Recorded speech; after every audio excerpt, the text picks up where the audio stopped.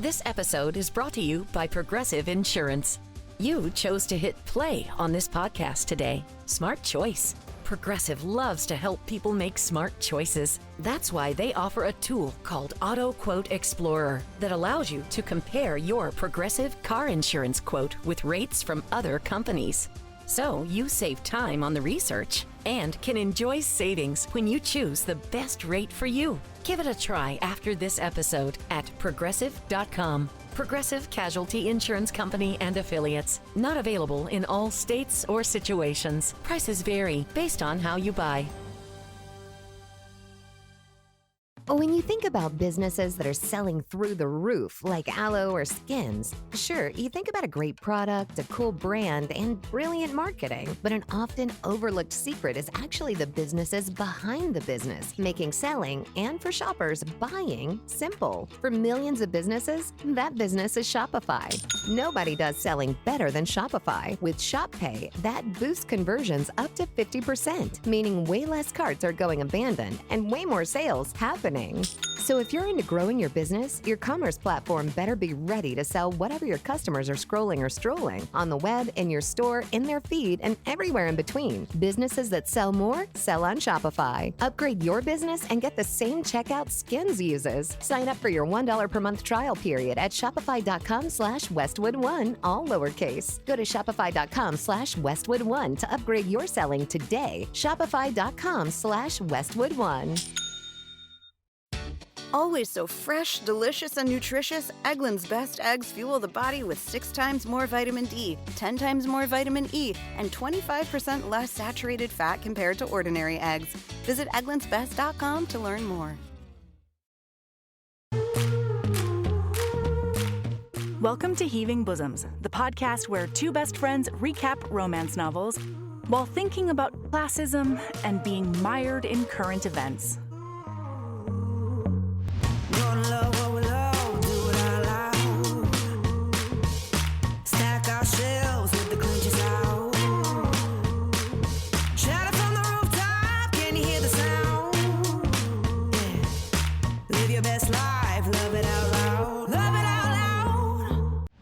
Hey HBs, are you following us on social media?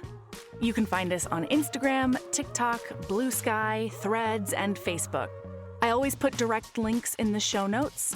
And you can come play with us because we want to hear your thoughts on everything we recap. And you can check out clips from the show that make me happy, because that's pretty much how clips are chosen at this beautiful independent operation. One of the biggest reasons the wheels are still on this bus is our Patreon. For as little as $2 a month, you can join too for access to our Discord community, bonus episodes, early and ad-free versions of these public episodes, live events. There's a ton over there. Some wonderful people support us on Patreon, so I want to shout out a few of those gorgeous little goblins right now. Thank you from the bottom of our blushing souls: Claudia D, Kim W, Elliot L, Rachel Y, Leo T, Charlotte K, and Paige H. All right, this week we're entering a universe that we are pretty familiar with, actually. We've been here before. I hope you're ready for the messy world of the Stage Dive series. Here's part 1 of our recap of the second book in the series, Play by Kylie Scott.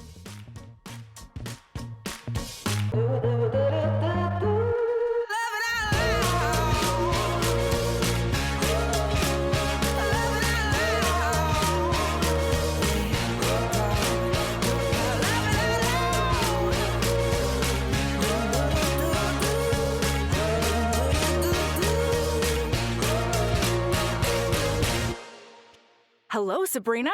Hello. Are we good to go? Are we good to go? Let's go, go. Let's go before it decides that we're not. Yeah, right? Right? Oh my goodness.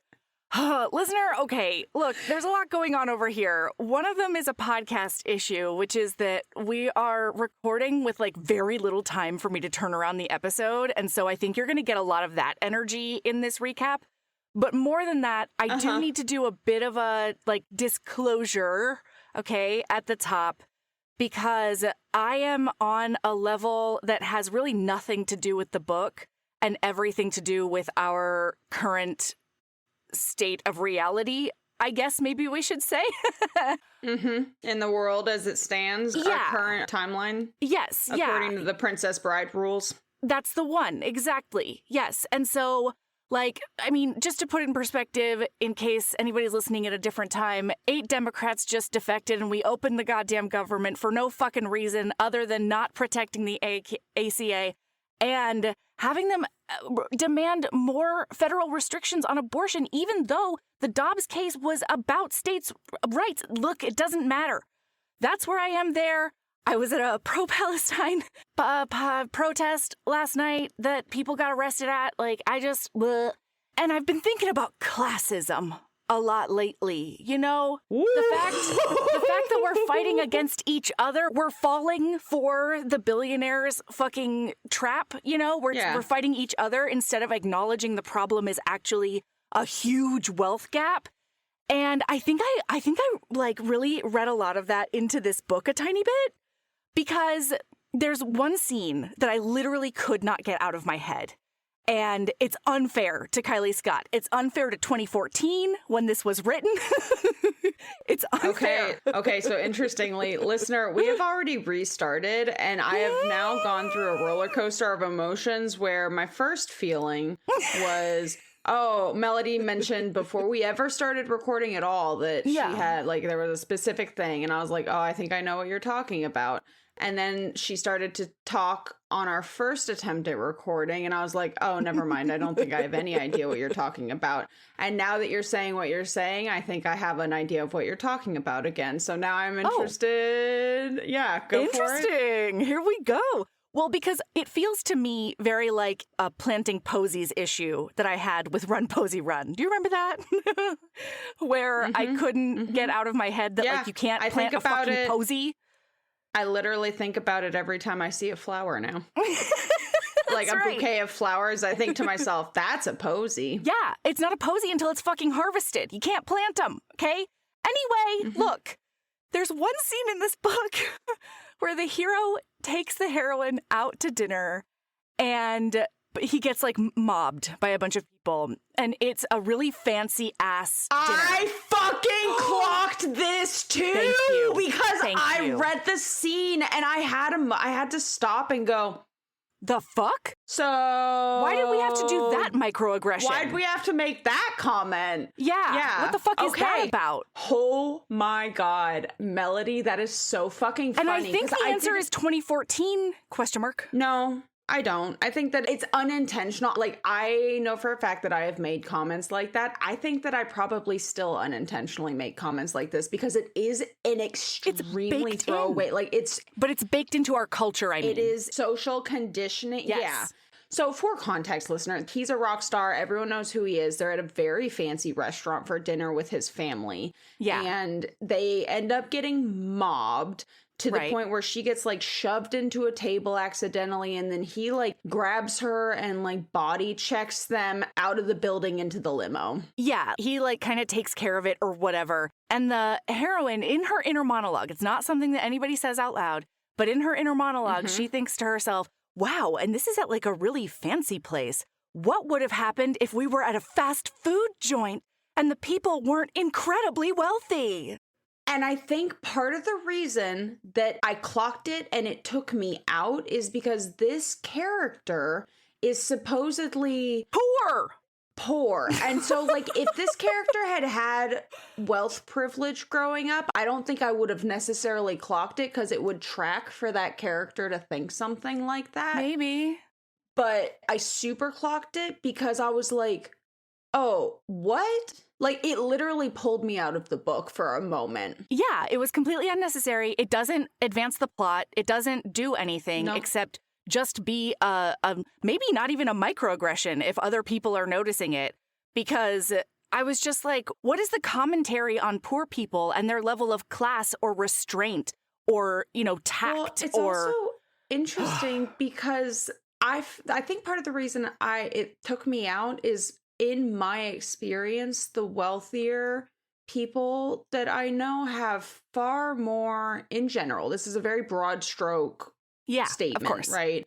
But in general, the people with more wealth privilege that I personally have experienced in my life have way more entitlement. What's the to word? Shit like this? Entitlement to things like this. And so I would expect this more almost from not necessarily in the restaurant. Like this was a bananas thing in general, but like this idea of, oh, it's not a problem for me. And I'm not saying, when I say wealth privilege, I'm not talking about super duper wealthy people. No. It's any wealth privilege. And that's just coming from my personal experience as somebody who grew up dirt fucking poor and who has spent most of their life dirt fucking, like poor on a level that other people are like, oh, I grew up poor. And I'm like, were you food insecurity poor? Is that the level? We have different different definitions of poor. I don't doubt that you are also under the poor umbrella, but there are still different levels of poor. Sure. Thing. Yeah, but it just got me thinking about our current state of the world and the fact that we are demonizing poor people and othering them. And I mean, we turn it into this moralistic commentary on their work ethic and a bunch of other shit when the system is stacked against them from the fucking beginning. Because even if you're like an establishment Democrat, you're bought by the same fucking corporations. So like, it doesn't matter. They're just Republicans, but like they use rainbow flags. You know what I mean?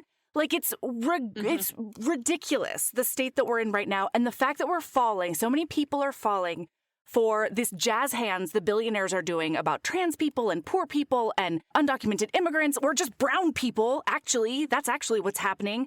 I'm just fucking livid. And so I think that kind of like put a, like a shade over the book, because at first I read it and it was very like, okay, cool. It's a rock star romance. We're doing cool things. And then when I read it again, I couldn't get out of my head that she has absolutely no choice in this whatsoever. She actually like can't really consent. You know what I mean? Like it's fucking wild. Like the deal, quote unquote, that they make. That's interesting because listener, we're here to do Play by Kylie Scott. Yeah. We did the first book in this series. It's the Stage Dive series by Kylie Scott. The first book is Lick. We did that earlier this year. And then the second book, I actually had to... This year? Curtail. Yep. I had to curtail Melody. Yeah. Because she was ready to stage dive into the rest of the series. And I was like, you need to stop. Because the second book is also a 5-star wreck. And I was looking at the 5-star rec list this time around, and like when I was making the poll, and I was like, you know what? I'm going to go ahead and put this on here. It ended up winning, and so here we are. We're doing Play by Kylie Scott. And I don't remember if I talked about it in the Lick episode. I'm suddenly wishing that I had re-listened to the Lick episode now. But I was reminded that it is hard right now in the current climate for me to... I basically have to turn off my brain if one character is really wealthy. Yeah.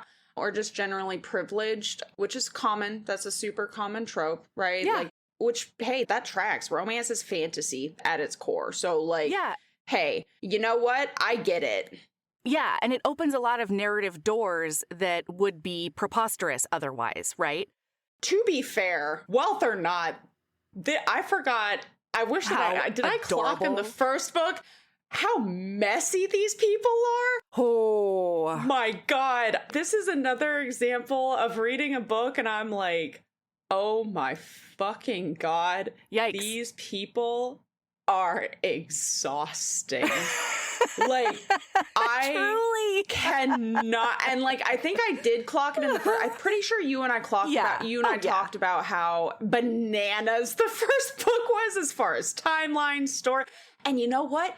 Good. I think that people forget that you don't need to be able to self-insert. I know that I've gone on this rant before, but like, you don't need to be able to self-insert. These are fantasies. These are fiction. Like, this is watching reality TV if you want to be here for the messy drama. But anyway, This book was just another reminder. I was hyper aware of the classism as well, like the the wealth disparity, the power disparity, and I did fully, because I loved book. I had a great time. I can't wait to dive into the rest of the series. Yep.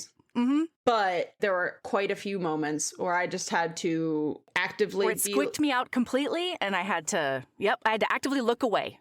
The power dynamics are hard, the wealth, but to be clear, loved book. And I'm probably not going to bring up all of the times that I was like, power dynamics. Like, I think you and I all have no choice but to talk about some of them because they are so critical to the plot, and we're just not going to be able to not mention them. But, Melody, I love that you clocked that too. Yeah. I was just like, what is this? It comes out of nowhere. I wasn't even going to bring it up. Right? That's the thing. It is a throwaway comment, and I could not get it out of my brain.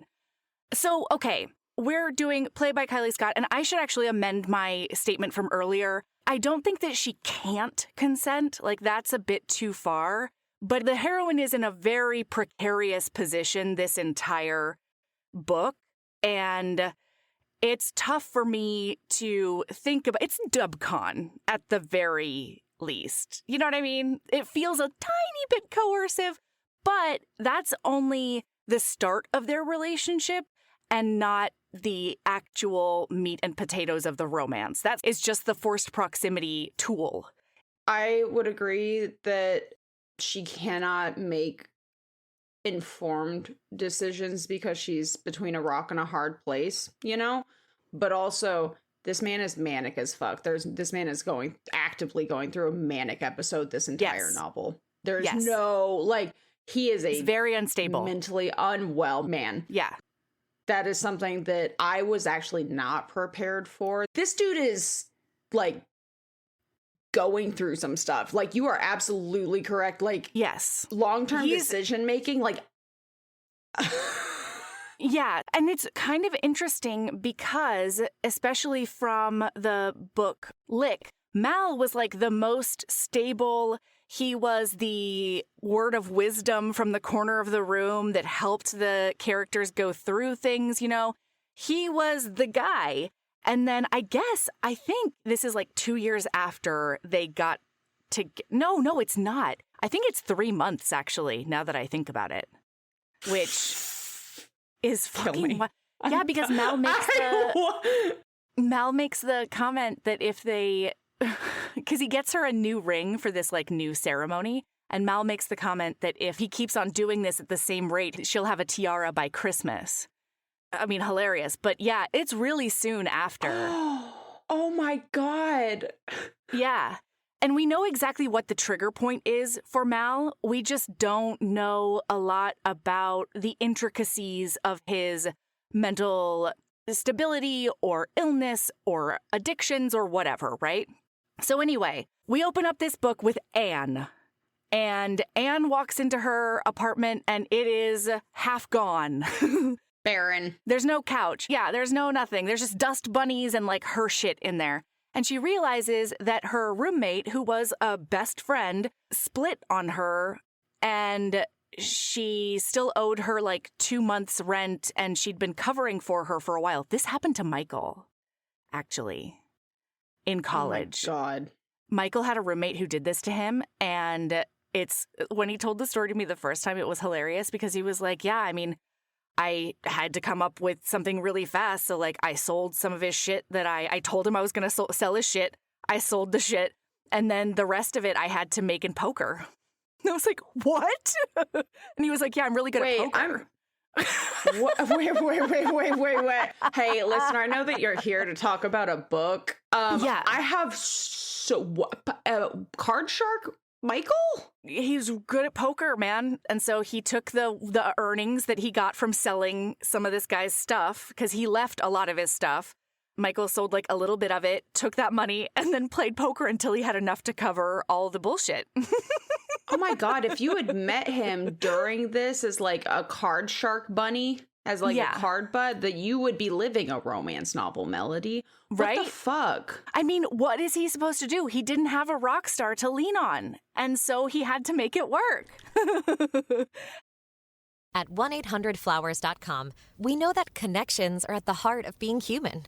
Whether celebrating life's joys or comforting during tough times, 1-800-Flowers helps you express what words can't. For nearly 50 years, millions have trusted 1-800-Flowers to deliver thoughtful gifts that help create lasting bonds. Because it's more than just a gift. It's your way of showing you care. Visit 1-800-Flowers.com/WWO and connect today. That's 1-800-Flowers.com/WWO.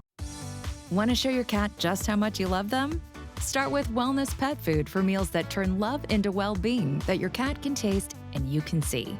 If your kitty loves real shreds of chicken and fish, or maybe they prefer culinary crafted recipes packed with protein. With vet-recommended, scientifically proven nutrition and high-quality ingredients in wellness recipes, every picky kitty can find a meal with taste, texture, and variety they adore. Wellness Pet Food. Feed well, be well. Amazon has everything for everyone on your list.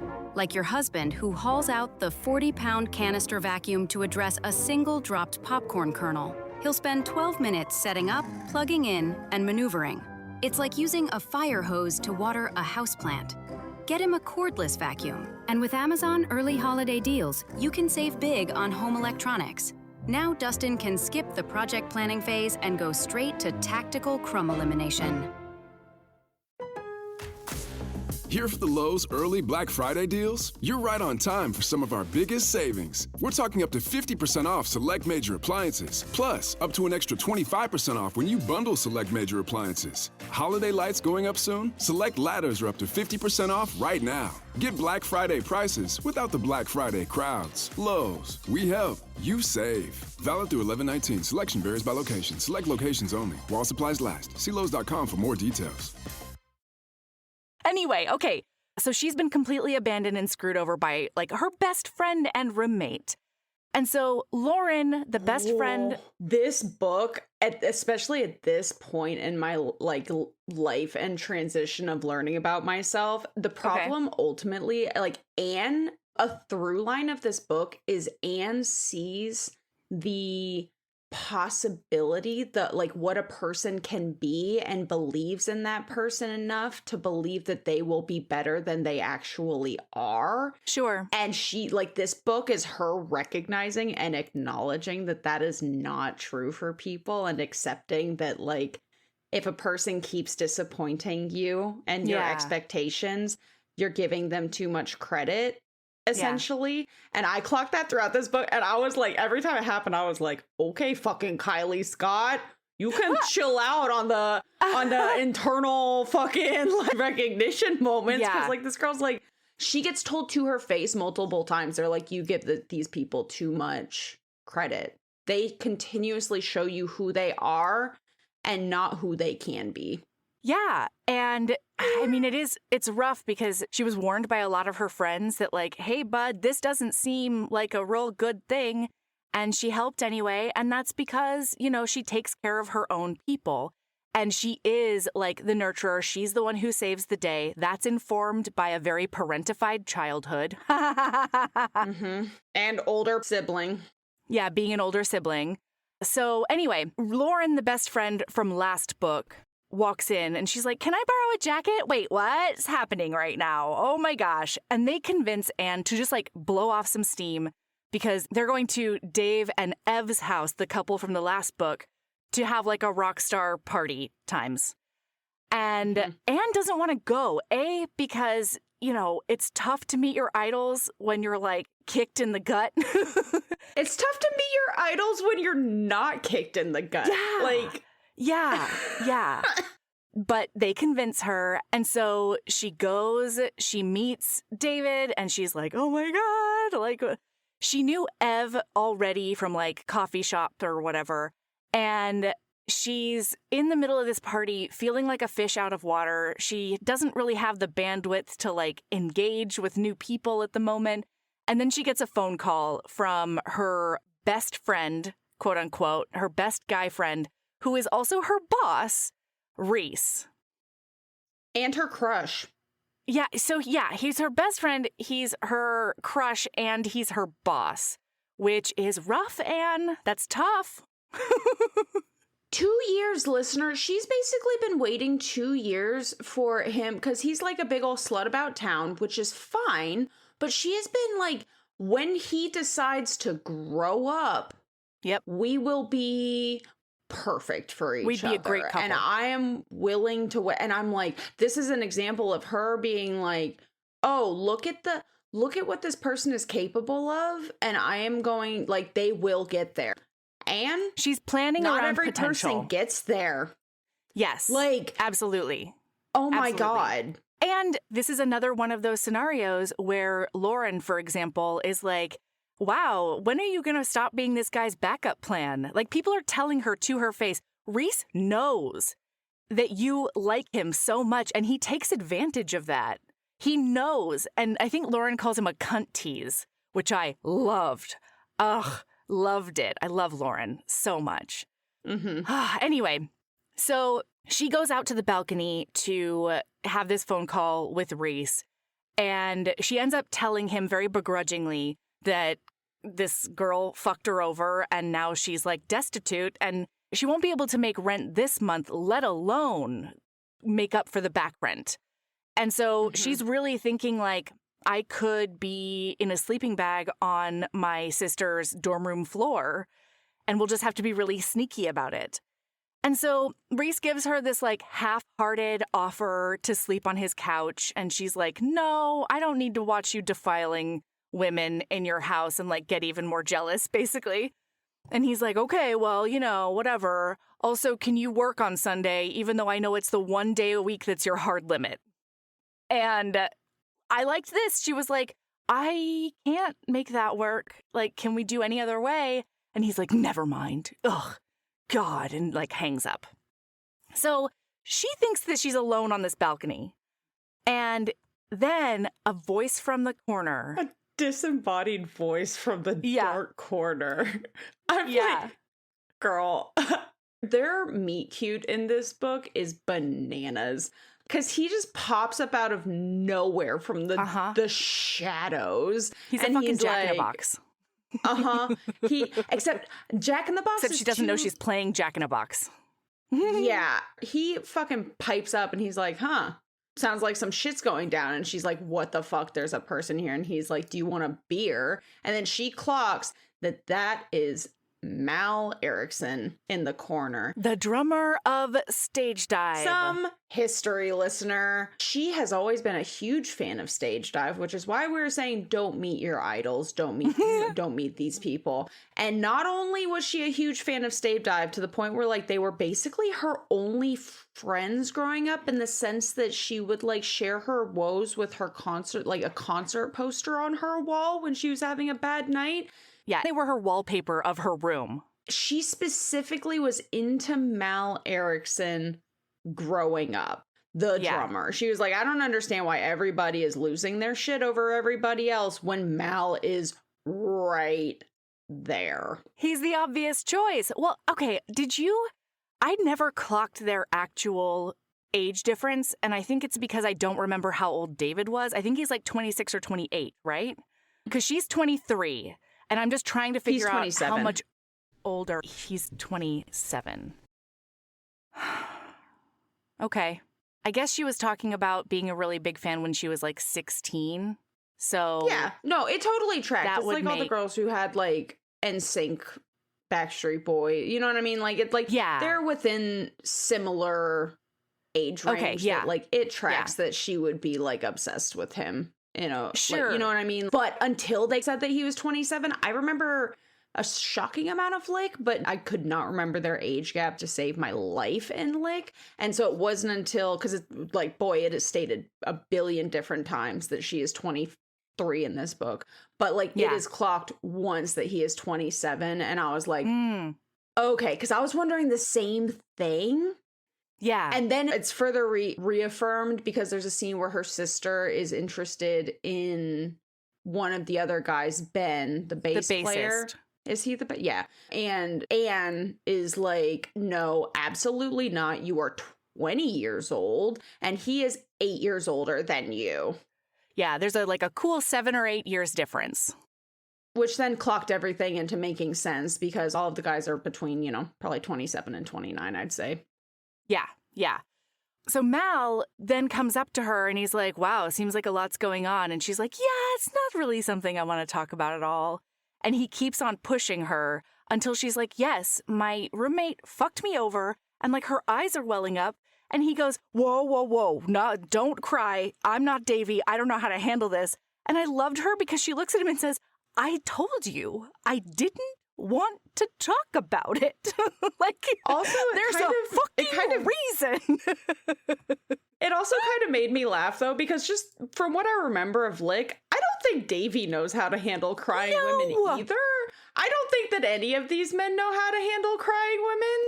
Well, not to mention that there was that whole scene in Lick where Mal picks up a crying, furious Ev on the street after that divorce contract debacle and takes her back to his house to do a big comfort on her. Oh my God, you're right. Yeah. He does. He handles it just fine. I think that it's the manic episode he's in. Like I don't know what to do for you because I don't know what to do for me. So like if I look at it from that frame, it makes sense where it's like, I don't know how to handle your emotional outburst because I'm not handling my own. Mal's got no emotional spoons is what's going on here. Yeah. I like that. Yeah. So anyway, he gets the download from her in broad strokes, and then he points out to her that Reese on the phone asked her to do him a big favor, even though he knew she was like really in a terrible spot. And he goes, I don't know, man. I really think that you have friends who suck. They don't seem like good friends. And she tries to defend herself, and he's like, Anne, you're a doormat. I don't know what to say to you. Oh, he also tells her that she needs boundaries. And so she tries to get away by like shaking his hand, and he won't let go of her hand. And so finally, she just blows up. No, wait. What? Wait, but most importantly, when he first meets her, he's like, crazy eyes. He's like, you have crazy eyes for me. Like, yeah. And she's like, what? Yeah. Because he's like, my name's Mal Erickson. And he's like, that usually prompts you to tell me your name. And he's like, oh, I know you know who I was because the minute you clocked me, you had crazy. And I was like, I've never felt more seen by that because I have been told crazy eyes before. I was like, I don't mean to. I'm so sorry. It'll go away. There's a lot of flavors of crazy eyes, right? And in this case, it's like feral horny. And Mal loves it. So he, and you know, the other weird thing about this book, or about this scene, this meet cute, is that he makes a bunch of comments about her physical characteristics, a lot of which are either neutral at best or like a flaw. And he just keeps on being like, yeah, you've got crazy eyes. And like, oh, look at that gap between your teeth. And there's something else that he says. I can't remember what it is, but I was like, Mal, are we reading pickup artist guides? I don't know. Are you nagging her right now? Yeah. Mm-hmm. So anyway, she tries to get away from him, and finally she blows up. And she's like, you want a fucking boundary? Stop commenting on my life when you don't know jack shit. Like, when you know jack shit, you know? And what else does she say? I think she really goes after him. She really does. She's hollering at him, though. And of course, because this is just how the universe works, both fictional and real, this is the moment where the music is quiet and everybody in the apartment is staring out at her. And reality, listener, they're probably not. There's probably like two people who have looked at them because nobody else has apparently clocked what was going on really outside. Because when she gets back inside, it just kind of goes back to normal, right? Like, sure, it's whatever. But hey, she ends up basically laying into him and then storming inside. And Davy comes up. Yeah, but wait. Two things. One is he says, like, I really like the fact that you just stood up for yourself. That was a really good boundary, Anne. And he reinforces that. And then my other thing is, I don't know that nobody noticed it. I just think that everybody is used to like manic behavior from Mal. Like, this is not, later on Lauren's like, oh yeah, Mal loves to get a reaction. This didn't seem like an out of the ordinary situation for Mal in particular. I didn't think about it until you brought it up just now, though. Like, you're right, though. This is extremely out of character according to the Mal we met last book. Yeah. Now, don't get me wrong. There's a lot of Mal that is very true to the character we learned in the first book, one of which is, like, you know, hilarious physical antics, like saying random shit out loud, being a goofball. All of that is absolutely the same. But having no emotional intelligence and not having the spoons or the wherewithal or the, you know, inspiration to, like, explain any of his feelings or actions doesn't seem like the Mal we met in the first book. I don't know. Have you read the other 2 books yet, Mel? Are you going to read the other 2 books? I am. Okay. Yeah. I really liked book. Yeah, like, I'm super excited to read it. We'll talk more about why I didn't get to the other 2 books later, but, or, like, not in this episode, another time. But I'm very curious to see what he's like in the other 2 books, because this was just such a hard left turn. I'm so glad you mentioned that, because, like, the whole time I was reading this book, I was like, this isn't the book I was expecting. Right. It's not. And part of me wonders, is it, like, just based on what he's been talking about, I think this just might be the first time he's ever had to deal with something like this and not been able to lean on his people. And he's just imploding. Yeah. But we never meet him not mid-implosion in this book. No, and there's not really any explanation as to why he can't lean on his people. Other than, like, what I can come up with is maybe not stressing Jimmy out because he's so close to, you know, it's so close to when he was in rehab. He doesn't want to stress him out further. Like, that's something maybe, but, like, there's no reason Davy can't be there for him. There's no reason, you know. I'm thinking he's trying to protect his people, and the only way he knows how is not to burden them with this, right? Like, when everything is going on for them. Right. Yeah, and that's definitely a possibility. It's just something that you definitely have to, like, infer on your own instead of being shown in the book. Yeah, reading between the lines, my forte. I'm so good at that. Right? So Davy comes up to her and he's like, hey, I saw you were talking to Mal out there. And she's like, uh-huh. And she's thinking, like, yeah, I'm really sorry that I walked into a celebrity's house and immediately shat on someone. Like, that's cool of me. I'm going to get invited back. And she's kind of wondering if, like, she's in trouble. She thinks she's about to get kicked out. She thinks he's coming over to kick her out of the party. Yeah. And so she's like, yeah, I did talk to her. You saw that, huh? And Davy's like, yeah. Did Mal say anything?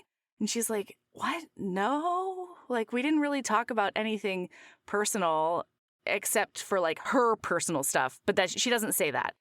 But, like, I mean, babe, you told him a lot of personal stuff just now about you. It's just you didn't get anything back from him. Anyway. Oh, also, before she left the balcony, Mal said, bye, Anne. I'll see you real soon. Kind of ominously. Okay, Melody, when he said that, I felt every sphincter clench. I was like, this man is on a ledge, and he's about to drag you off that cliff with him kicking and screaming, and then lo and behold, that is basically the plot of this entire book. Yeah. Him jumping off ledges and her flailing after him and trying to make it make sense.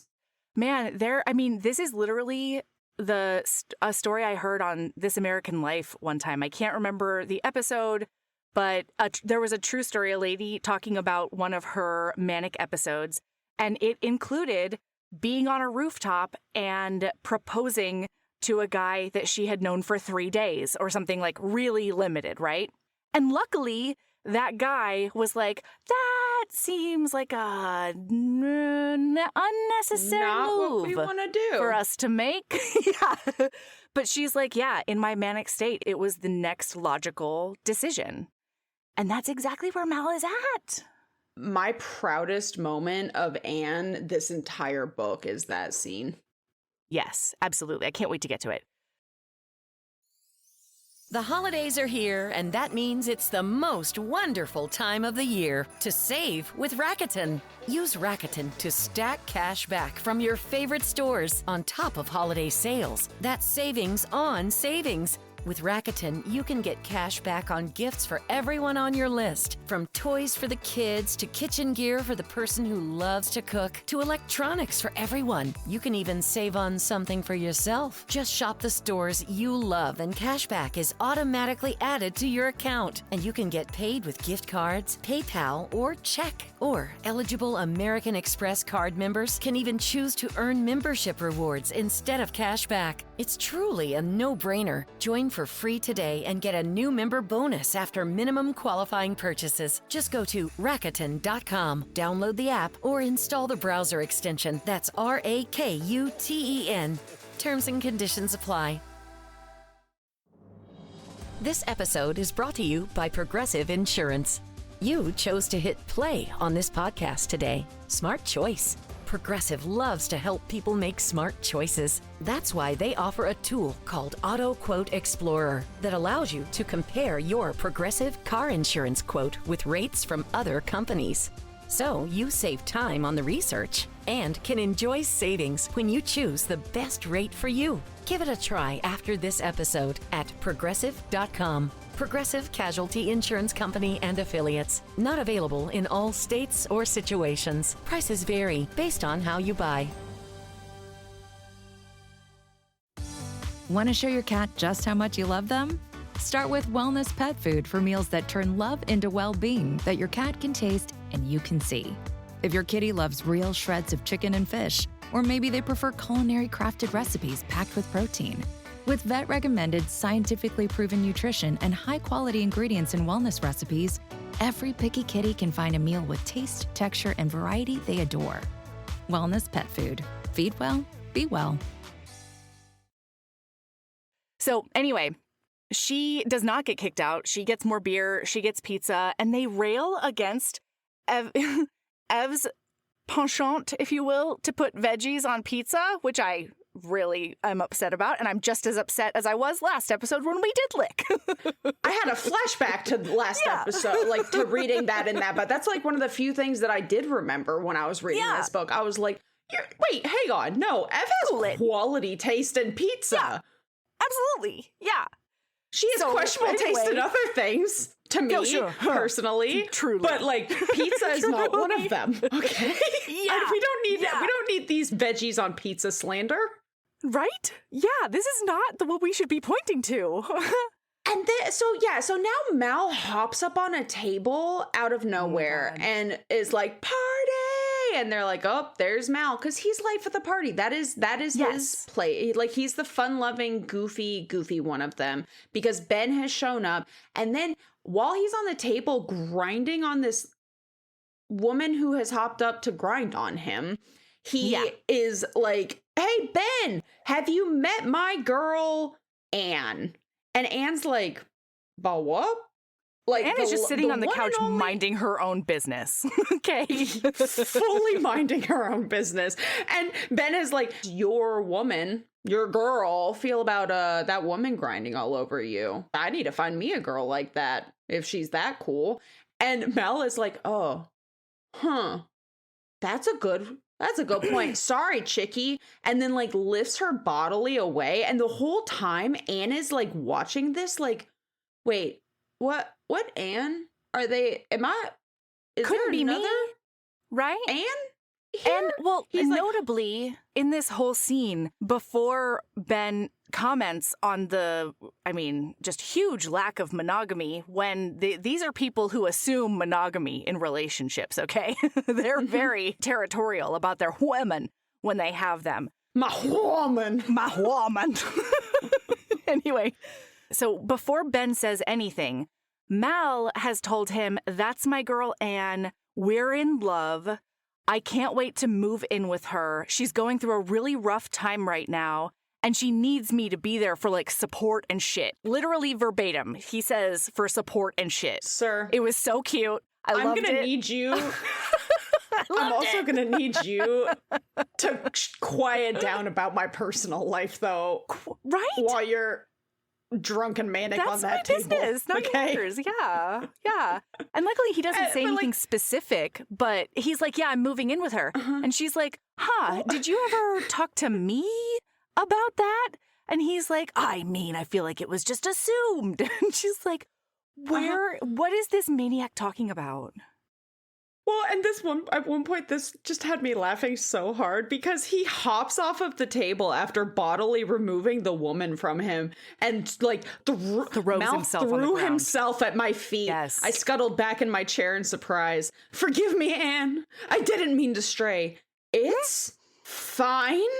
I didn't know exactly how much he'd had to drink. A truckload would probably be a good guess. Guess what, Pumpkin? Mal jumped onto the couch beside me, towering over me on his knees. You don't make crazy eyes at Ben.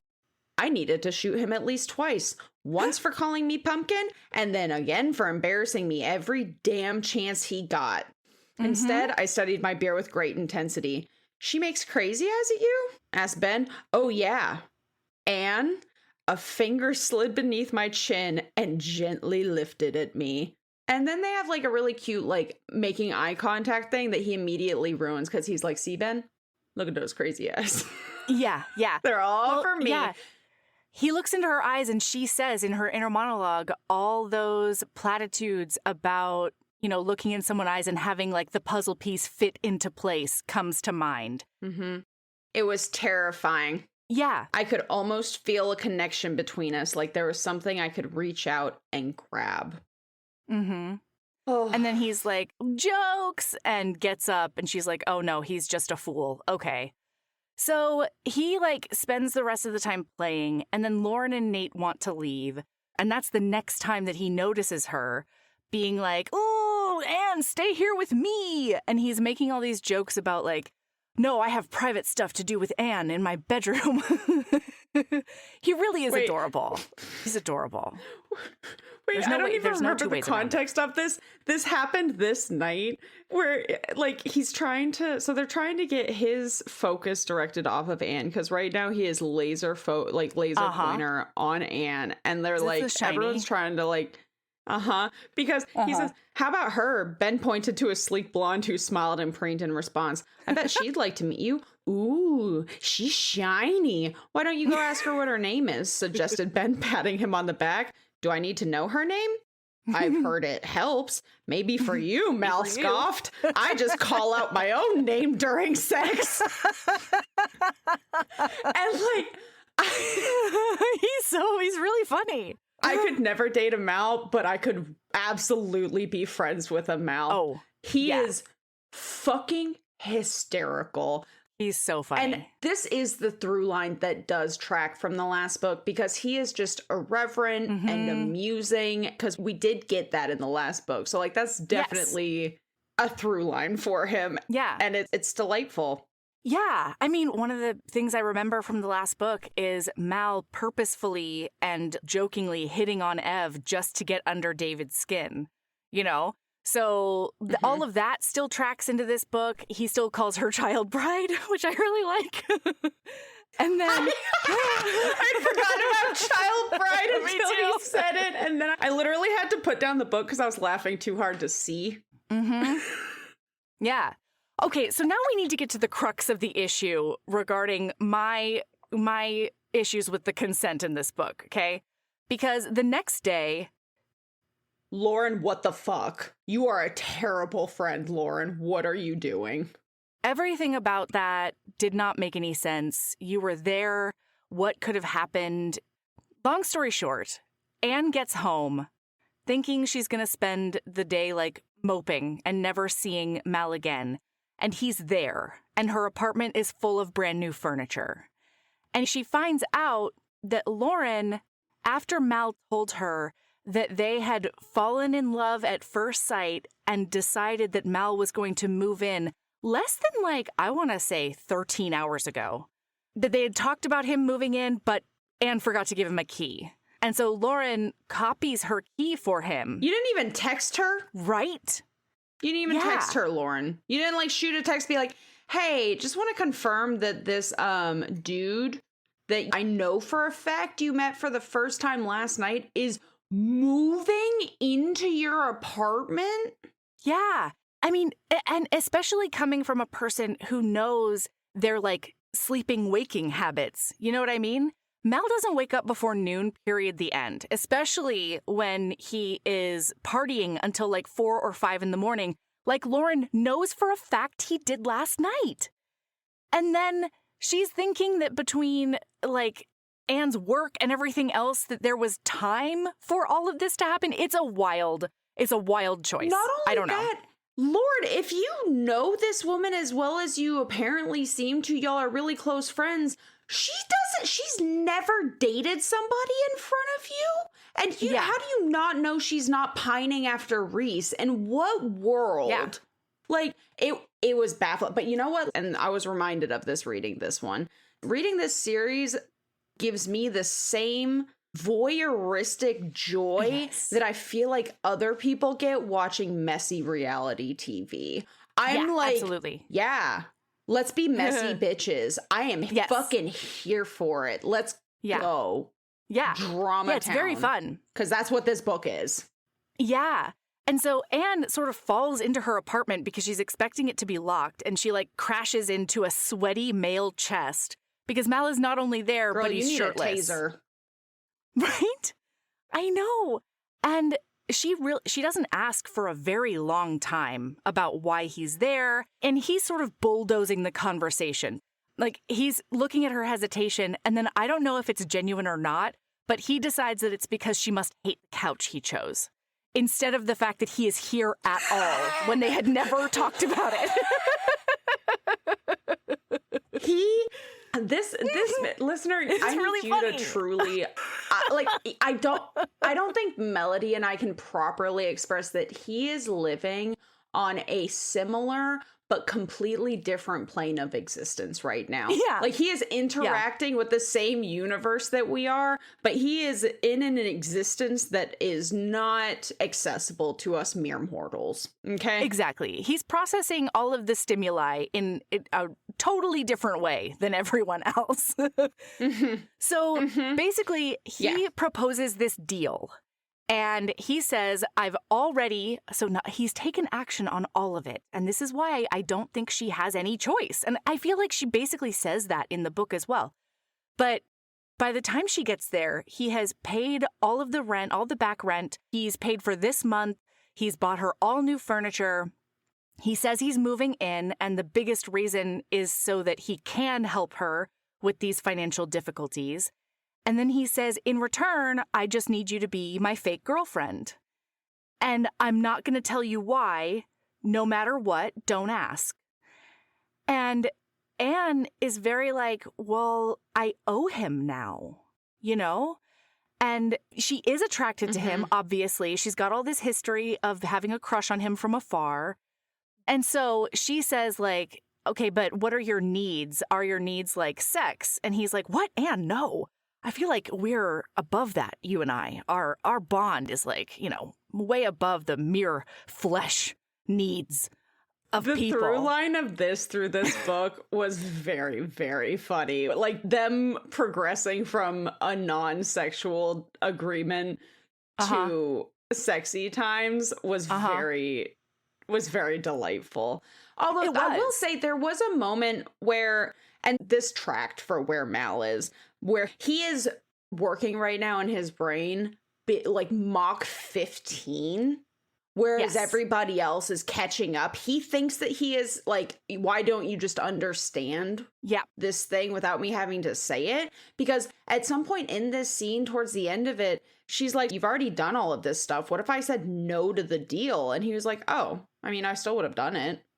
And in her head, she's like, what? Oh, okay. Why am I not aware of that? He's like, of course I would have. And she's like, I don't know you, Mal.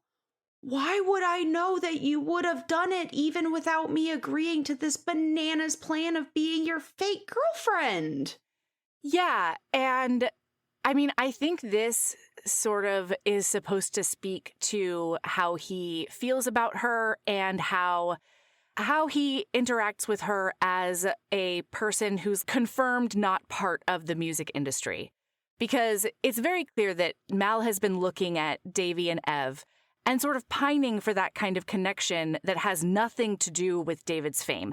In fact, the fame is kind of a hindrance to Ev, if anything. So Mal is used to dealing with like groupies and, people that like fawn over him, but don't care about him past the transaction of, peripheral fame or proximal fame, if you will, by being around And him sex. or like buying buying them things, good sex, whatever, right? And so, because one of the first questions that he asks her before he gets into all of her business on the balcony is, so you're not part of the music industry? And she's like, no, I work at a bookshop. And he's like, oh, okay. Well, and I think if she had said, yes, I'm part of the music industry, this book wouldn't have happened, period. That's what I'm saying. Like if he is intrigued by her from the beginning because she knew Ev before Ev knew Davy. And that is the reason that she's here. She didn't come to a stage dive party. She came to Ev's party because she's a friend of a friend and knows Ev from before stage dive was ever involved. And that's a really big selling point for Mal because, I mean, was it Lick where he got like, not revenge porned, but he got, am I thinking of a different series? I think what happened in Lick is that Mal had photos published, like with full-on junk. Yeah, I'm pretty sure that this was... Yeah. Because there was this scene, I think, in the foyer where pictures were being released of her, of Ev, and Davy was pissed, and Mal was like, I mean, it could be worse. It could be like full Monty style stuff. It was something like that, I think. I think there's that, yeah. I think stuff like that has happened to him. So anyway... His conception of her from the beginning is kind of like capital G good because he's thinking like she's not part of the music industry, so her interest in me will be, I don't know, more sincere. She's a flavor of Ev. Well, and on top of that, she didn't try and crawl into his good graces the minute she found out who he was. Yep. She didn't try to ingratiate herself. She didn't ask Ev for any kind of money, even though...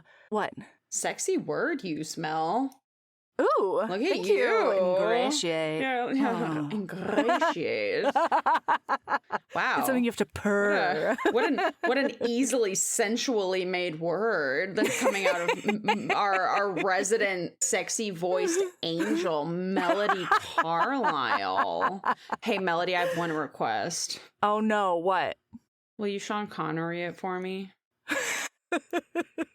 Are you sure you don't want Sheriff Colonel Salmon? Sheriff Sam, Colonel Sanders. Yeah, can we get a Colonel Sheriff Sean Connery?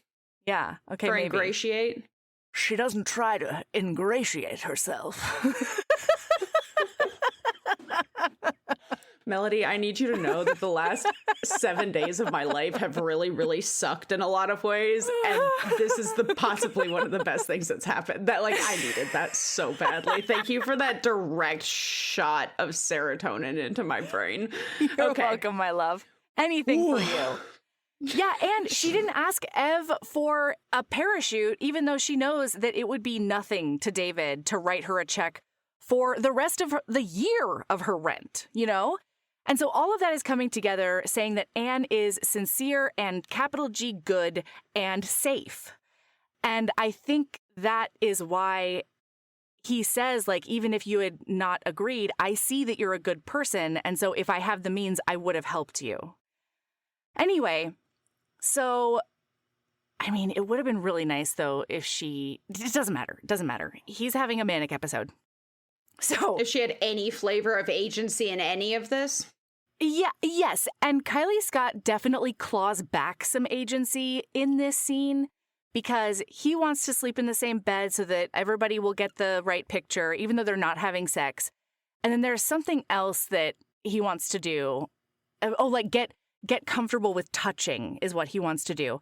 And she's like, no, like in her mind, she's like, no, I'm really like legitimately attracted to this guy. That would be awful. That would be so hard. That would make this even worse if I had that much physical proximity to him and yet like I couldn't bone down with him, you know? So she states that he's going to sleep in the guest room and that they're not going to practice any physical stuff. If they need to kiss in public, they're just going to wing it. So Kylie Scott definitely claws back some agency here, and Mal agrees readily. There's no argument whatsoever. Yeah, so that's the current deal. He has covered all of her financial bullshit, and in return, she's going to be his fake girlfriend, no sex. The holidays are here, and that means it's the most wonderful time of the year to save with Rakuten. Use Rakuten to stack cash back from your favorite stores on top of holiday sales. That's savings on savings. With Rakuten, you can get cash back on gifts for everyone on your list. From toys for the kids to kitchen gear for the person who loves to cook to electronics for everyone. You can even save on something for yourself. Just shop the stores you love and cash back is automatically added to your account. And you can get paid with gift cards, PayPal, or check. Or eligible American Express card members can even choose to earn membership rewards instead of cash back. It's truly a no-brainer. Join for free today and get a new member bonus after minimum qualifying purchases. Just go to Rakuten.com, download the app, or install the browser extension. That's Rakuten. Terms and conditions apply. This episode is brought to you by Progressive Insurance. Fiscally responsible, financial geniuses, monetary magicians. These are things people say about drivers who switch their car insurance to Progressive and save hundreds. Because Progressive offers discounts for paying in full, owning a home, and more. Plus, you can count on their great customer service to help you when you need it, so your dollar goes a long way. Visit Progressive.com to see if you could save on car insurance. Progressive Casualty Insurance Company and Affiliates. Potential savings will vary. Not available in all states or situations. Lowe's knows that saving is always top of mind, especially this season. That's why we've picked some great deals for early Black Friday. Get free select DeWalt, Cobalt, or Craftsman tools when you buy a select battery or combo kit. More tools? Why not? Plus, we've got select pre-lit artificial Christmas trees starting at $59.98 because it's never too early to think Christmas. Get Black Friday prices without the crowds. Lowe's, we help, you save. While supplies last, selection varies by location. So I do have one quote, and this is such a succinct description of basically this entire book, which is, I did indeed have a bad feeling I was being played again. However, not maliciously this time. Yeah. Mal didn't seem like he'd harm a fly, but he might accidentally trample one. Yes. And I think that's what's happening, is he unaware, especially where he is right now mentally. He just does not clock how much more power he has in this situation than she does. And so it is her, like you said, clawing back agency, clawing boundaries into place, like setting lines in sand and things like that. And then it being in some cases completely walked over, which I actually have. I liked the stolen kisses night, but I had a lot of issues with stolen kisses night. And I think I had less issues because we were in her brain for it.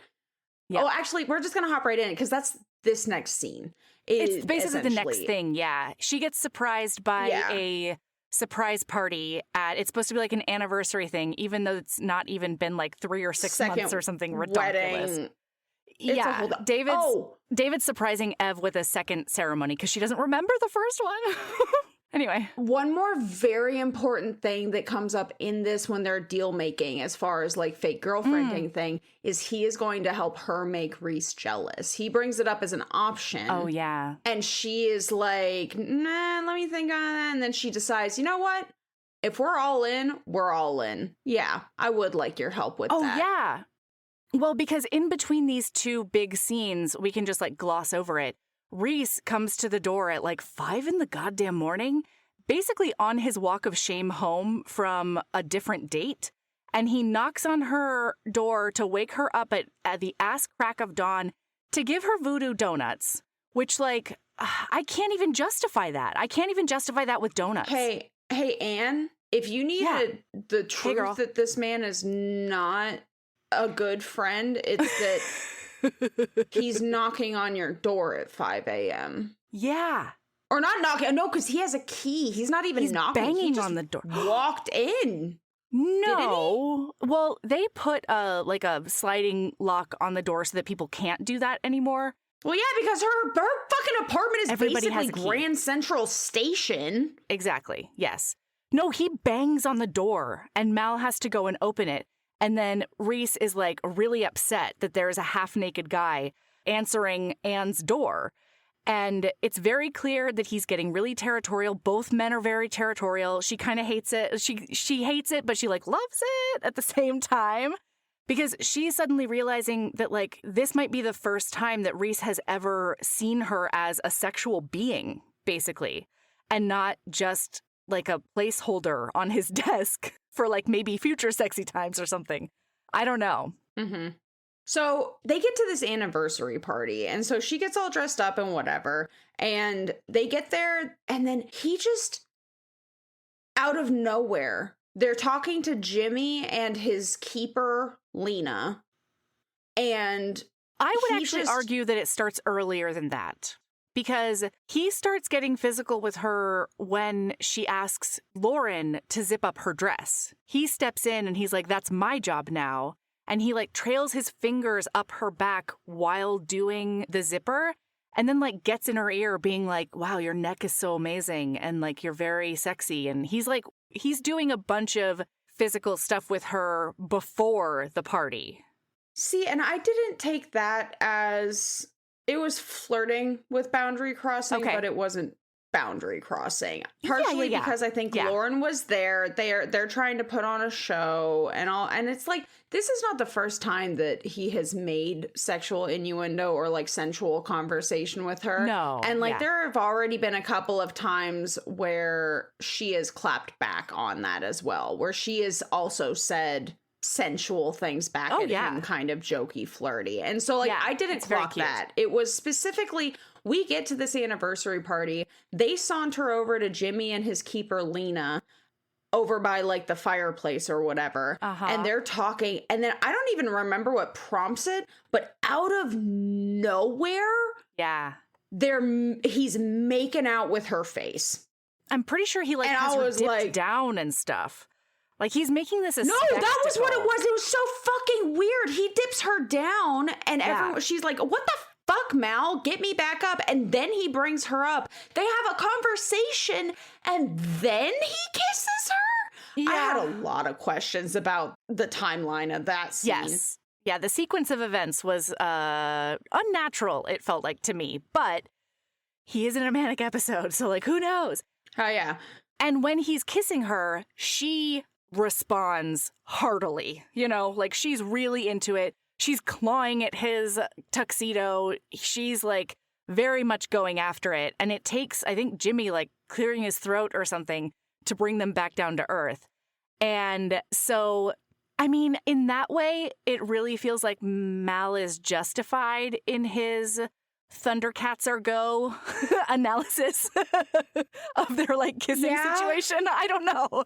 But she even states multiple times in this night though on page, like, what are we doing? What are we doing? This is not part of the agreement kind of thing. And he's like, oh, it is. We talked about kissing. And she's like, yeah, and I didn't agree to it. And then, but then they end up kissing the whole night. And it wasn't, I didn't actually have an issue with it because from her point of view, she was goading him. She was like, it was fine. And he's like, that was not just fine.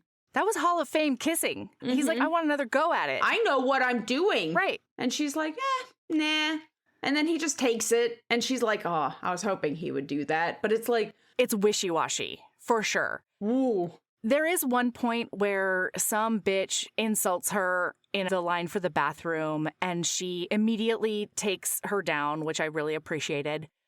And then she goes out and she asks Mal, like, hey, I need you to look at that lady and promise me that you're never, ever going to get with her or sleep with her or have sex with her or anything. She lists the things that he's not allowed to do with her. Mm-hmm. And he's like, what? Why? What did she do to you? And we have a whole, who did this? No, the best thing is that immediately he was like, okay. Never. Oh, yes. Yes. Like without question, he's like, all right, sounds good. And she's like, are you sure though? Will you really not do it? And he's like, yes. He's like, I'm not attracted to people who are mean to my friends.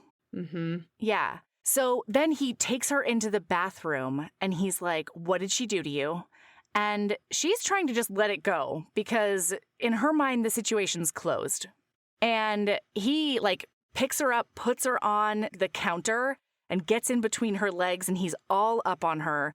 He's trying to get her to tell him what happened. And then he starts like undoing her dress and bringing it down. And like it's tits out in the garden right now. You talk about crossing a sexual boundary, my friends. Yeah. Like you two, you messy bitches. Y'all, both of y'all saying things that you don't actually then follow through or mean, and you're just making assumptions that you're lucky to be right. And I was reading this like there's so many problems here and I don't fucking care. Be your messy selves. Yeah, actually there was one point where Mal, I don't remember when it was, but she says something about him crossing a boundary and he says to her, I like to think that I'm like beyond boundaries. You know what I mean? He does say that. And she's like, Mal, you're literally the one who gave me praise for setting a boundary with you. And he's like, well, yeah. Maybe not anymore, you know? Oh my God. I think I should have free reign now. I love it. My God. They're so messy. They're so fucking messy. Well, and anyway. Further to that point, bang, bang, bang, Ben walks in when her tits are out and Mal loses his ever-loving mind. He like literally, she's holding him back, like almost like falling on the floor, holding him like he's a jungle gym so that he doesn't go and murder Ben for coming into the bathroom and like not even seeing her tits. And then Ben starts giving him shit just like Mal did to Davy in the last book, being like, oh, you remember that girl we shared in Germany? Like, that could be a pretty fun thing to do with Anne. And he's really fixing to like pummel his face in. And then finally she's like, Ben, get out. Mal, the bad man is gone. We're okay here. What's happening? And he confirms with her that, like, you're really not interested, though, in a threesome with me and my friend, right? And she's like, no, one penis is usually enough for me. It's like a fatal flaw. And they turn it into a joke. I mean, and Ben says it in this scene. He's like, this is the first time you have ever cared about anybody seeing anything. And he's like, well, she's my girlfriend. This is also, listener, I don't know that I clocked last book just how much of a shit stirrer Ben. Like, I think Ben gets off on pushing his friend's buttons. Oh, yeah. Absolutely. Ben is kind of the Mal of this book, you know? Ben is the Mal of this book. Yeah. Yeah, Ben is to Mal what Mal is to Davy in the first book. Yeah. So they end up going home after all of this has happened. And I'm just going to skip forward into this because this was so fucking funny. So it has been commented on multiple times how thin the walls are in this apartment. And she's laying in bed and then she can hear drunk Nate and drunk Lauren. Oh, you're so good at this, Lauren. Literally, that's what he says. No, Melody, you are not properly expressing how weird their sex conversation is. No, truly. Wall. It is like, because what you just did, like, I would expect that a little bit of a sex through the wall. But I was reading this going, oh my God, you know what? Live your best life. Oh, yeah. She says, like, Nate. And then he goes, lick it, Lauren. Yeah. And so she's just laying there like, whatever, this is wild. And then it's so loud that she can't hear the door open and Mal walks in and he's like, am I in hell? This is awful. Is it always like this? And she's like, yeah, this is, and he's like, can we like go get a hotel or something? And she's like, I mean, and he's like, it's you know what? 4 in the morning. No, I can't let them show me up. And so he ends up standing up on the bed bouncing. And he's like, get up here. And she's just drunk enough to also join him in. And now they're bouncing on the bed, just shouting the most, like, not even shouting. They're probably whispering to each other with how thin these walls are. But they're just like, but he says stuff like, Anne, you're such a nice girl. And then it's like, oh, Mal. And then what else does he say? You're like you smell like honey and cream and bread, like really good bread that I want to eat because there's so many whole grains. She's like, what are you doing? What's happening right now? And then it's so cute, and they're just having a good time. And like, we haven't really touched on this book because like it's just through a through line of this book is they have so much fun together. Oh, like, yeah. They are so compatible from a just enjoying life together perspective. Yes. Well, and I really liked that component because Kylie Scott makes it a highlight in between the scenes that she has with Mal, like in her presence. Because even after the first scene when she's hanging out with Reese, she says like, oh man, I'm never going to see him again. And it's kind of sad because I have not laughed like that in a really long time. It was just really fun to hang out with him and his crazy antics. Honestly, the way that they interact on a non-romantic, non-sexual level is what brings this book home. Yes, absolutely. Absolutely. And part of it is that Mal is saying the quiet part out loud the whole time. It's just that she doesn't understand that. Yep. She doesn't think it's possible, you know? Well, also because he's just such a jokester. He's such an irreverent, goofy turd that multiple times she's like, I don't know what it is that this is a conversation that happens multiple times where she's like, I don't know what you say, whether or not I don't know when real. You're joking or not. Yeah. And he's like, when it comes to you, everything I say is real, even if I'm joking. I mean, every word. Yeah. And there's a lot of effusive praise that he does at her. There's a lot of planning for the future that he does with her. At the last party, he was telling everybody that she was pregnant and they couldn't wait to name the baby. Like, he's doing a lot of like, this is it for me language around her. And she doesn't realize until the end that he's dead serious the whole time, even within, like, it's physically impossible for her to be pregnant yet, Mal.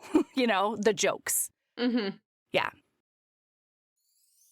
The holidays are here, and that means it's the most wonderful time of the year to save with Rakuten. Use Rakuten to stack cash back from your favorite stores on top of holiday sales. That's savings on savings. With Rakuten, you can get cash back on gifts for everyone on your list. From toys for the kids, to kitchen gear for the person who loves to cook, to electronics for everyone. You can even save on something for yourself. Just shop the stores you love and cash back is automatically added to your account. And you can get paid with gift cards, PayPal, or check. Or eligible American Express card members can even choose to earn membership rewards instead of cash back. It's truly a no-brainer. Join for free today and get a new member bonus after minimum qualifying purchases. Just go to Rakuten.com, download the app, or install the browser extension. That's Rakuten. Terms and conditions apply. This episode is brought to you by Progressive Insurance. You chose to hit play on this podcast today. Smart choice. Progressive loves to help people make smart choices. That's why they offer a tool called Auto Quote Explorer that allows you to compare your Progressive car insurance quote with rates from other companies. So you save time on the research and can enjoy savings when you choose the best rate for you. Give it a try after this episode at Progressive.com. Progressive Casualty Insurance Company and Affiliates. Not available in all states or situations. Prices vary based on how you buy.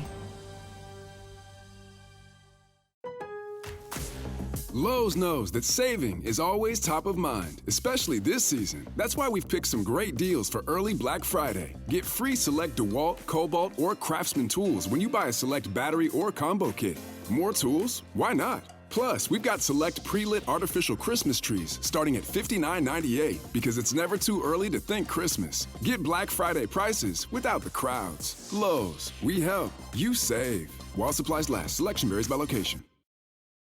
So they're bouncing on this bed though, and then the frame literally breaks from underneath them. And then they start to slide to the floor. She ends up like half in his lap because he's holding her. He catches her. He gets a boner and she can feel it. And then it is very clear that she is down to go to Pound Town. And he, bless him, he goes, how drunk are you? And she's like, I mean, the room's kind of spinning a little bit. And he's like, gotcha. And then he nixes sex times. Without even saying anything. It's really nice. He just picks her up and takes her to the couch and he puts on a horror movie and they start chatting and joking and stuff. But yeah, it's very clear that he makes the concerted decision to like ask her how intoxicated she is and then being like, it's not the time to put a move on her, you know, but also not reject her. So anyway, Mal, you're very smooth.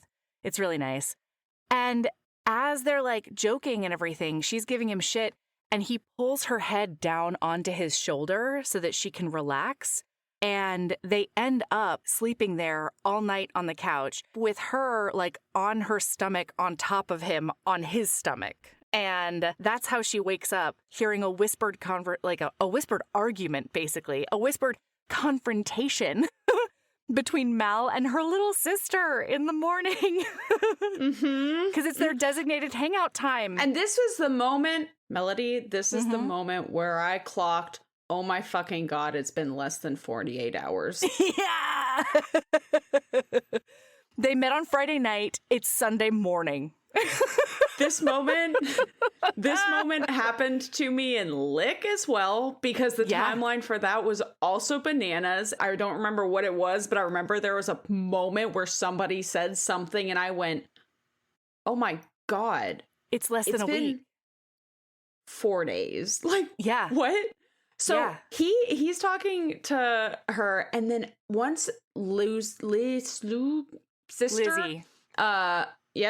Once she realizes who he is, she's like, oh my God. And then she does the biggest little sister thing. She goes into little sister mode. Yeah. She starts telling him all of the most embarrassing shit about Anne growing up. Like, your thing was on her wall. She used to practice writing her name Anne Erickson. And it was so, oh my God, that was so fucking funny, because when she said that, he's like, oh, Pumpkin, how sweet. My mother's gonna love you. You're gonna take my name. I'm honored. And then he looks at Lizzie and says, Lizzie, go grab me a pen. I need to write your sister's name on my junk right now. He's fucking hilarious. Yeah. And she says that, like, Anne watched every stage dive video except the one where he kissed a girl in it.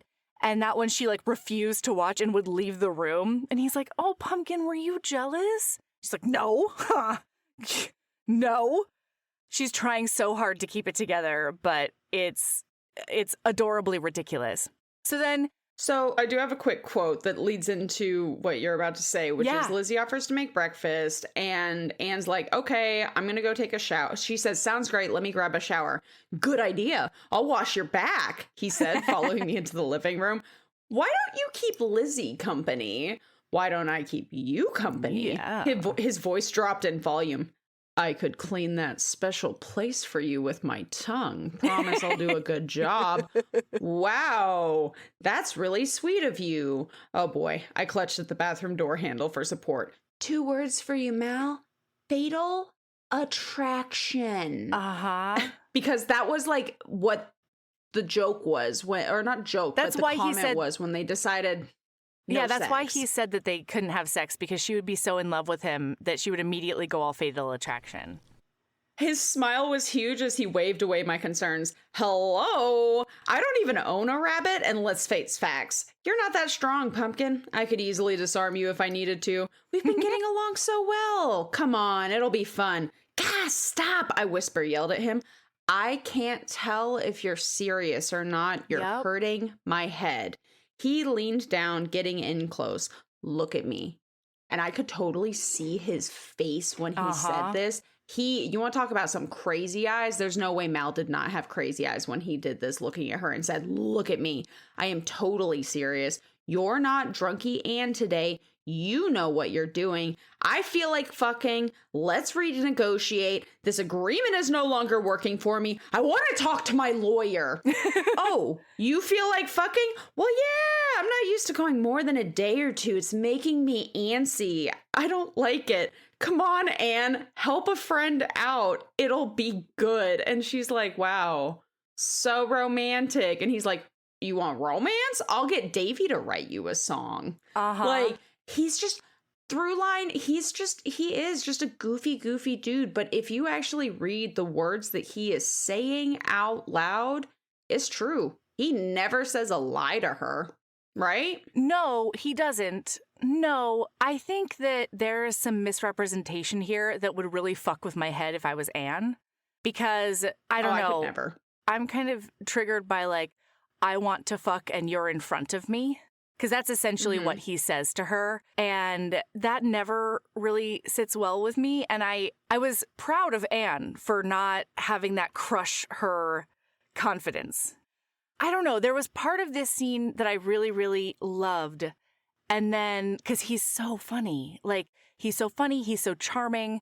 But she's getting so many mixed signals. And I couldn't get myself out of the mire of that. I could never. This was not swoony. To be clear, this was like entertaining. No. Yeah. It was like him being irreverent, him being, and like in some ways I think that they work well together because she's very upfront. Like the fact that she's like, I don't know when you're joking or not. Yeah. Instead of just sitting there wondering. But then even when he says, I'm not joking, it sounds kind of like a joke. You know? Or it sounds like he's downplaying something. I'm glad that we were in her head. Absolutely. Yeah. And I think I would have had a lot more issues if this was dual point of view, actually. Like, I'm glad that we got every scene from her point of view. Because it smoothed over points that... Or it's not so much that it's not dual point of view, but I'm glad that we were in her head and this wasn't like whatever the thing is where you're watching everything like you are completely outside of their brains. You know what I mean? Whatever point of view that is. Yeah. No, yeah, absolutely. I think that's third person omniscient, right? No, because omniscient is, their headspace. Regardless.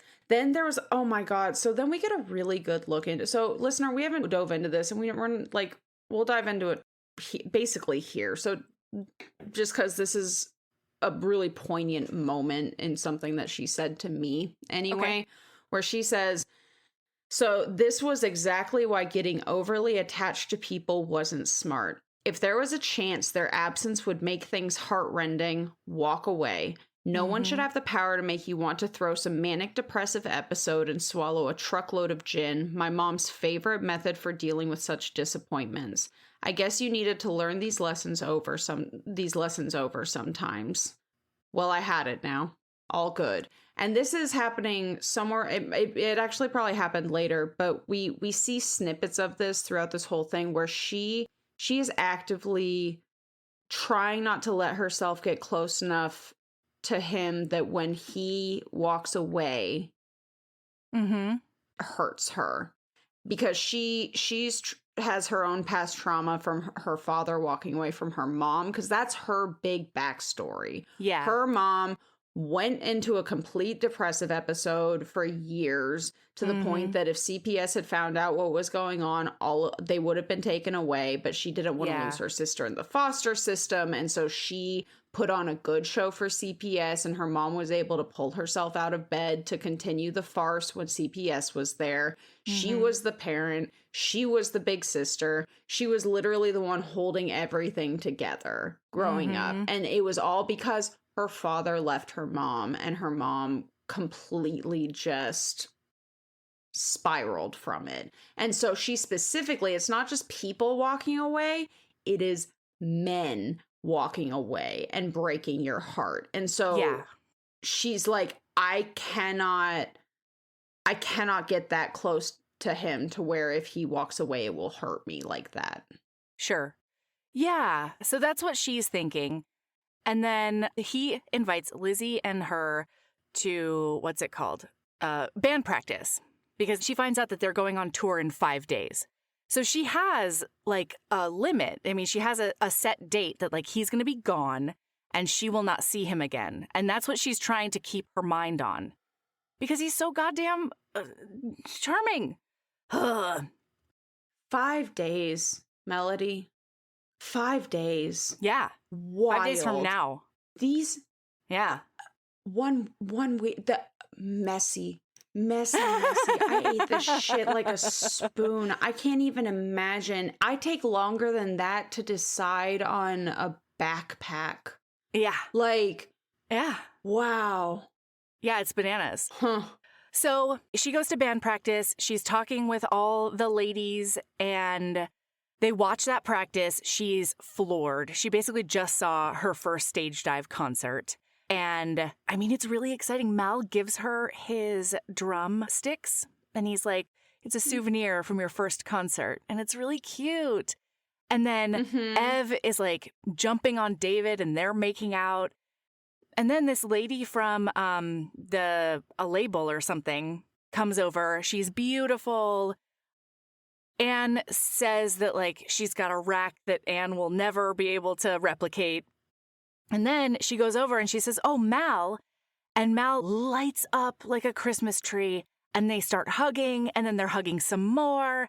And then he pulls back but keeps his arm around or her arms around her as he's talking with other people. And so then he gets a weird look on his face because he doesn't know why everybody's being like weird.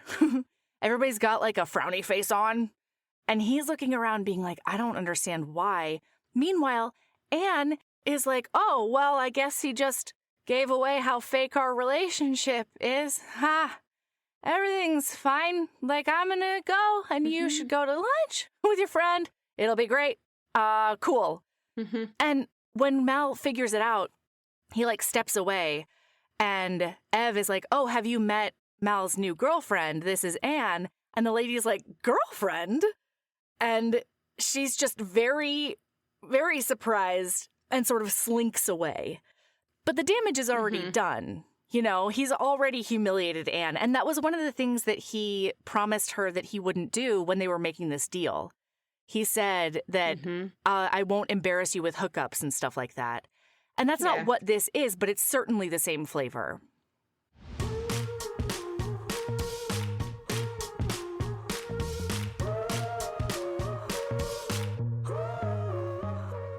That's where we're going to stop for today. Tomorrow, we'll be back for the second half of Play by Kylie Scott. Heaving Bosoms is produced by us, Melody Carlisle and Sabrina Bradley. Editing is done by me, Melody Carlisle. Our theme music is by the incredible singer-songwriter Brittany Fonts, and our art is by the ultra-talented author Kate Pryor. If you like our show, remember to follow us on your favorite podcast app, rate us 5 stars, and leave a review. That one small action is a huge way to help the show. If you want to get in touch with us for advertising inquiries or anything else, you can email us at heavingbosomspodcast@gmail.com. If you want more of us, visit patreon.com/heavingbosomspodcast. You can also find us on Instagram at Heaving Bosoms, on TikTok at Heaving_Bosoms, and in our Facebook group, the Heaving Bosoms Geriatric Friendship Cult. See you tomorrow.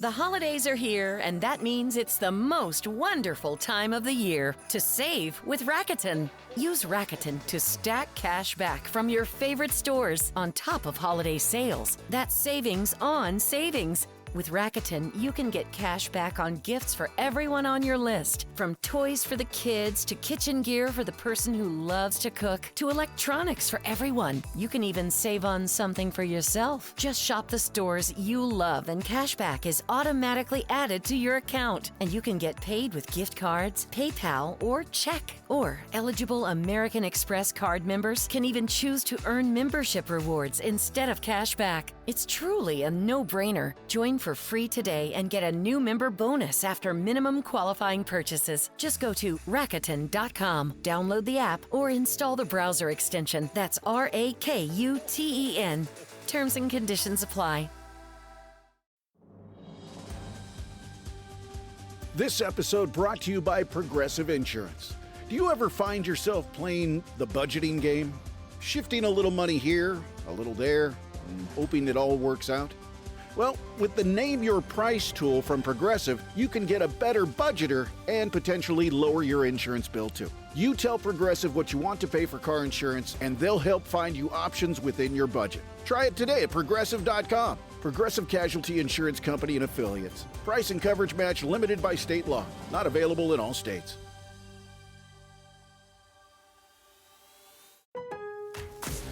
Here for the Lowe's early Black Friday deals? You're right on time for some of our biggest savings. We're talking up to 50% off select major appliances, plus up to an extra 25% off when you bundle select major appliances. Holiday lights going up soon? Select ladders are up to 50% off right now. Get Black Friday prices without the Black Friday crowds. Lowe's, we help, you save. Valid through 11/19. Selection varies by location. Select locations only. While supplies last. See Lowe's.com for more details. Did you know that parents rank financial literacy as the #1 most difficult life skill to teach? Meet Greenlight, the debit card and money app for families. With Greenlight, you can set up chores, automate allowance, and keep an eye on your kids' spending with real-time notifications. Kids learn to earn, save, and spend wisely, and parents can rest easy knowing their kids are learning about money with guardrails in place. Sign up for Greenlight today at greenlight.com/podcast. Clorox Toilet Wand, it's all in one. Clorox Toilet Wand, it's all in one. Hey, what does all in one mean? The caddy, the wand, the preloaded pad. There's a cleaner in there, inside the pad. So Clorox Toilet Wand is all I need to clean a toilet? You don't need a bottle of solution to get into this toilet revolution. Clorox, clean feels good. Use as directed.